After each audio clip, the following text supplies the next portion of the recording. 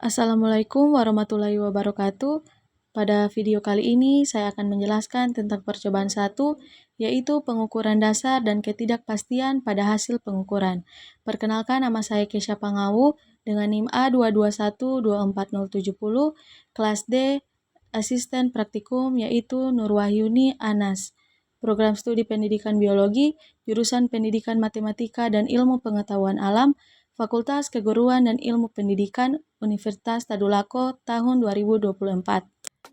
Adapun tujuan dari percobaan ini yaitu mampu menggunakan beberapa alat ukur dasar, mampu menentukan ketidakpastian pada hasil pengukuran dan hasil percobaan, menjelaskan arti statistik hasil percobaan, memahami pengertian angka berat menggunakan jangka sorong, mikrometer, dan neraca Ohaus, mencari besaran turunan dalam modul ini yaitu volume dan massa jenis, dan mengungkapkan hasil perhitungan lengkap dengan ketidakpastiannya.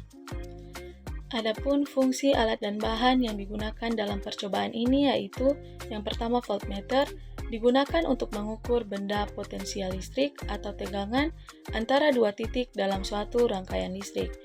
Yang kedua, amperemeter, digunakan untuk mengukur kuat arus listrik yang mengalir dalam suatu rangkaian listrik. Yang ketiga, stopwatch. Stopwatch digunakan untuk mengukur selang waktu atau durasi suatu kejadian. Yang keempat, busur derajat.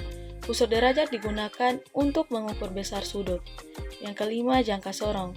Digunakan untuk mengukur panjang diameter dalam, diameter luar, dan kedalaman suatu benda dengan tingkat ketelitian yang lebih tinggi daripada mistar. Dan yang keenam, mikrometer sekrup. Mikrometer sekrup digunakan untuk mengukur benda-benda yang sangat tipis atau diameter benda yang sangat kecil dengan tingkatan ketelitian yang sangat tinggi.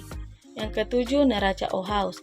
Neraca Ohaus digunakan untuk mengukur massa suatu benda. Yang ketujuh, mistar plastik. Mistar plastik 30 cm digunakan untuk mengukur panjang suatu benda secara kasar.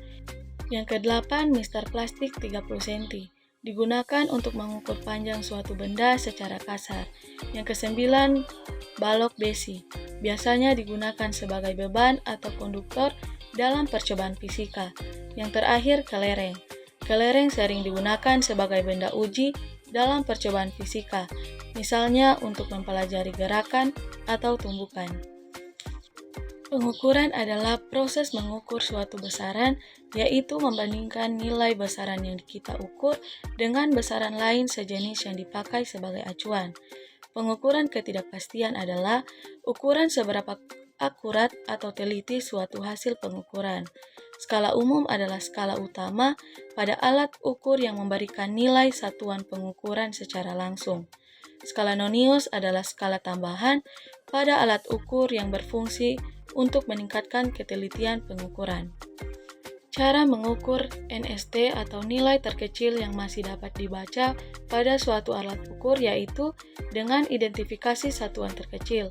Lihatlah skala terkecil yang tertera pada alat ukur, misalnya pada penggaris. Satuan terkecil mungkin 1 mm. Yang kedua, perhatikan jarak antara garis. Ukur jarak antara dua garis skala terkecil, nilai yang didapat adalah nilai NST. Cara penggunaan mistar yaitu letakkan benda yang akan diukur sejajar dengan mistar. Posisikan salah satu ujung benda tepat pada garis 0 mistar. Baca skala mistar pada ujung benda yang lain. Angka yang ditunjukkan adalah panjang benda. Cara penggunaan neraca Ohaus. Pastikan neraca dalam keadaan seimbang atau jarum penunjuk tepat di tengah. Letakkan benda yang akan diukur pada piringan neraca. Geser beban, geser sampai neraca kembali seimbang. Jumlahkan semua beban yang digunakan untuk mendapatkan massa benda. Jangka sorong digunakan untuk mengukur panjang, diameter dalam, diameter luar, dan kedalaman suatu benda dengan tingkatan ketelitian yang lebih tinggi. Yang terakhir, mikrometer sekrup. Skala utama yaitu garis-garis panjang yang biasanya menunjukkan satuan milimeter. Skala nonius, garis-garis yang melingkar pada selongsong mikrometer.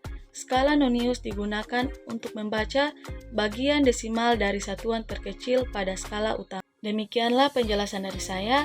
Wassalamualaikum warahmatullahi wabarakatuh.